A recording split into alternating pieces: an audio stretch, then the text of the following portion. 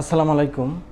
93% মেধা, 1% উপজাতি, 1% প্রতিবন্ধী সেই কোটা কি এই তৃতীয় ধাপের পরীক্ষায় সংযুক্ত করা হবে কিনা বা এই পদ্ধতিতে নিয়োগ দেওয়া হবে কিনা সেই বিষয়টা আসলে কি যৌক্তিক কিনা বা এটার নিয়োগ প্রয়োগ করা হবে কিনা, কোর্ট ছাড়া কিন্তু এটা আপাতত কেউ বলার কোনো যোগ্যতা রাখে না।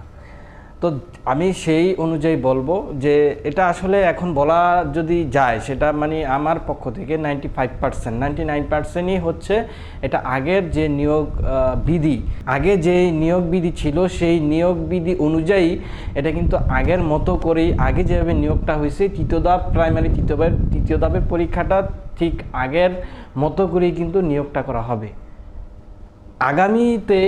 আগামী বছরে যে সময় আবার নতুন করে নিয়োগ সার্কুলার আসবে ওই সময় কিন্তু 93% মেধা, অর্থাৎ এখানে কিন্তু আর মহিলা কোটা থাকছে না।